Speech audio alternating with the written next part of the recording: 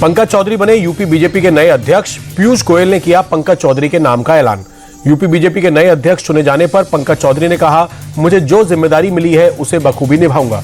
केंद्रीय मंत्री पीयूष गोयल ने पंकज चौधरी को दी बधाई। बोले, पंकज चौधरी बहुत ही कर्मठ कार्यकर्ता हैं। उनके नेतृत्व में यूपी बीजेपी और नई ऊंचाइयों पर जाएगी।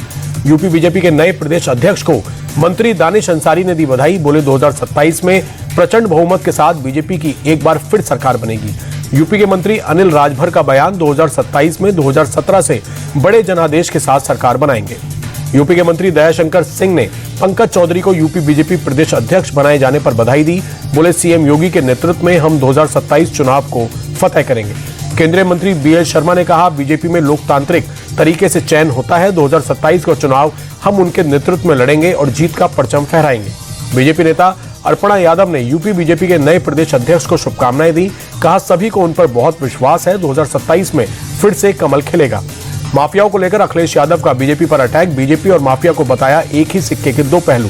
झांसी में अखिलेश के पूर्व विधायक दीप नारायण के खिलाफ बड़ा एक्शन। गैंगस्टर एक्ट में 20 करोड़ की संपत्ति कुर्क। डीएम के आदेश के बाद अवैध संपत्तियों पर एक्शन। मौलाना तौकीर रजा के खिलाफ एक और एफआईआर दर्ज। जमीन हड़पने और जान से मारने की धमकी का आरोप। मामले में 10 लोगों के खिलाफ केस। कानपुर में क्षत्रिय महासभा के प्रदेश अध्यक्ष के घर पर बमबाजी। ऑल्टो कार से आए 3 बदमाशों ने फेंके 4 बम। पहचान छिपाने के लिए कार की नंबर प्लेट पर लगा रखी थी कालिक। यूपी के काकोरी में चला प्रशासन का बुलडोजर। 100 बीघे की 11 अवैध प्लॉटिंग ध्वस्त। बरेली में ताहिर अली ने बेटी के निकाह में हिंदू समाज को दी दावत। खफा हुए मौलाना, जारी किया फतवा। पुलिस कमिश्नरेट गौतम बुद्ध नगर की बड़ी कामयाबी। थाना फेज 2 पुलिस ने ई स्कूटी लीज स्कीम के नाम पर धोखाधड़ी करने वाले गिरोह का भंडाफोड़ किया। यूपी के सीतापुर में जीआरपी के जवानों की फुर्ती से बची बुजुर्ग की जान। ट्रेन के आगे आए बुजुर्ग को दौड़ाकर बचाया। मिर्जापुर में गौ तस्कर का हाफ एनकाउंटर। एक तस्कर के पैर में लगी गोली। 2 बदमाश भागे। तलाश में जुटी पुलिस। अवैध बंदूक और कारतूस भी बरामद। यूपी के बुलंदशहर में एनकाउंटर। लूट और हत्या के आरोपी 2 बदमाश गिरफ्तार। एक के पैर में लगी गोली।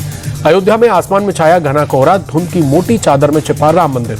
ग्रेटर नोएडा में भीषण ठंड के साथ कोहरे का डबल अटैक।